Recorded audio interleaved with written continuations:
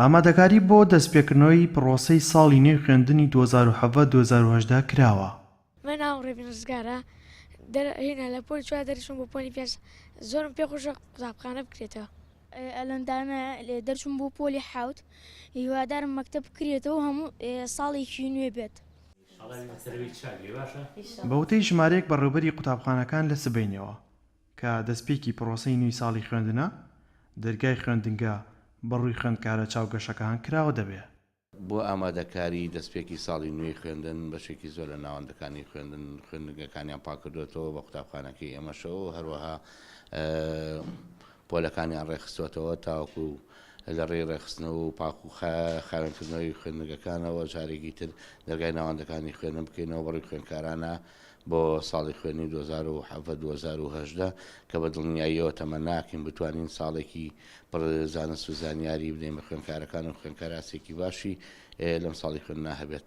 هەموو ئەسانکاریەکمان کردووە بە دایکەوەشی قوتابیمان وتووە کە ڕۆژی 2 مانگ 2 دەوامی فەرمیە و مامۆستایان ژاگەداکراونەوە کە هەمویان پابند بە داوامکردنەوە و بە نیسبەت وەرگرتنی قوتابیانیشەوە ئێمە هەموو هەوڵێکمان ناوە بۆ وەرگرتنی قوتابیان و هیچ کێشێکمان دروست نەکردووە کە قوتابی بێ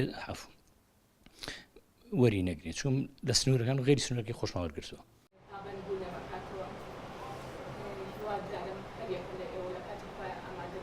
مامۆستایان دەڵێن ناوەندەکانی خوێندن گرنگن و دەبێت دەرگای قوتابخانەکان بەڕووی خوێندکاران کراوە بێت و چونکە پەروەردە و فێرکردن و زانست و زانیاری دەبەخشێت با منداڵان. ساڵانە باخچەکەمان لە تقریبی 200 مناڵ وەرەگرین هی سنووری گەڕێکی ئاشتی و ئەگەر یەکێکیش لە سنووری کە بێ بەمەرجێت تێپەڕێ بەسەر باخچەی ئێمە بە پشتگیری ئەو فەرماگەی تێدا داوامەکە وەرەیەگرین. ئامادەکاریشمان کردووە بۆ ساڵی نوێی خوێندن ئەویش سبێنێ ئیشەڵا کە یەکەم ڕۆژی دەستپێکی دەوامە مامۆستایان و فەرمانبەران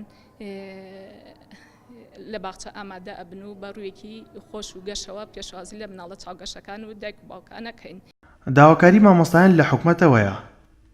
پێویستە داواکاری مامۆستایان جێبەجێ بکرێت و لە پێناو زیاتر خزمەتکردن و باشتر بەڕێوەچوونی پرۆسەی پەروەردە و خوێندن ئەمەش لە پێناو پێگەیاندنی نەوەی نوێ. ئەحمەد ئیسماعیل، گەلی کوردستان، سلێمانی.